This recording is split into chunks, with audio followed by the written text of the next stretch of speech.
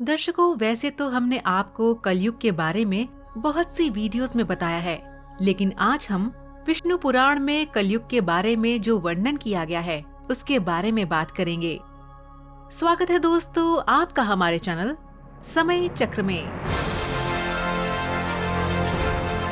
वैष्णव धर्म का सबसे प्रमुख ग्रंथ विष्णु पुराण, जिसमें सृष्टि के पालनकर्ता भगवान विष्णु की लीलाओं का वर्णन मिलता है। इसमें भगवान विष्णु के कल्कि अवतार का भी उल्लेख किया गया है। साथ ही ये भी बताया गया है कि कलयुग का कालखंड और युगों से सबसे छोटा होगा। विष्णु पुराण में कलयुग का वर्णन करते हुए कहा गया है कि कलयुग में पाप इतना अधिक होगा कि सृष्टि का संतुलन बिगड़ जाएगा। संतुलन ना बिगड़े, इसके लिए इंसान को समय समय पर चेतावनी भी दी जाएगी, लेकिन वे उनको अनदेखा भी करेंगे। आजकल पुराण में लिखी बातें हर दिन मनुष्य के सामने आ रही हैं, और मनुष्य की आयु के बारे में जो बातें इस पुराण में कही गई हैं, उसे जानकर तो आप हैरत में पड़ सकते हैं। इतनी होगी आयु। विष्णु पुराण में बताया गया है कि मनुष्य की आयु सीमा धीरे धीरे घटती जाएगी और अंत में मात्र 20 साल रह जाएगी। छोटे छोटे बच्चों में बढ़ रही गंभीर बीमारियां, वायरस और घटती आयु सीमा क्या इस तरफ इशारा नहीं कर रही हैं कि क्या एक समय ऐसा ही आएगा? कलयुग में लोगों के बाल अल्प आयु में ही सफेद होने लगेंगे और 12 वर्ष की अवस्था में ही लोगों के बाल पकने लगेंगे। ऐसे होंगे धर्म गुरु। पुराण में बताया गया है कि चालाक और लोभी व्यक्ति को कलयुग में विद्वान कहलाया जाएगा।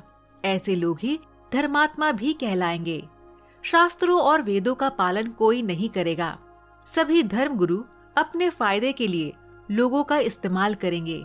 वे ज्ञान की चर्चा तो करेंगे, लेकिन उनके आचरण राक्षसी होंगे। विवाह के बारे में लिखी है ये बात। कलयुग में विवाह एक प्रकार का समझौता होगा। लोगों में एक दूसरे के प्रति समर्पण और सम्मान का अभाव हो जाएगा। आज जिस तरह से विवाह हो रहे हैं, वो परिवार चलाने के लिए ना होकर सिर्फ एक समझौता किया जा रहा है। आज भी हमारे समाज में दहेज दिया जाता है। कन्या के पिता अपनी बेटी के विवाह में कितना पैसा लगा रहा है और कितने दे रहा है, ये सभी लोगों के बीच दिखाया जाता है। ये एक प्रकार का समझौता ही तो है, क्योंकि बेटी का विवाह जो करना है, लोग सिर्फ पैसे वालों से ही रिश्ता करना चाहेंगे। व्यक्ति का स्वभाव कैसा है, पैसे के आगे उनको कुछ नजर नहीं आएगा। इस तरफ से होगी परेशानी। विभिन्न प्रकार के रोग, सर्दी, गर्मी, बरसात और ऋतुओं के परिवर्तन से लोग परेशान और दुखी होंगे। बिना मौसम के बरसात, ठंड, गर्मी से फसल बर्बाद हो जाएगी। नदी, तालाब, जलाशय सब सूख जाएंगे। जल के बिना धरती फटने लगेगी और लोग बूंद बूंद पानी के लिए तरसने लगेंगे। किसान अनावृष्टि के कारण आत्महत्या करेंगे।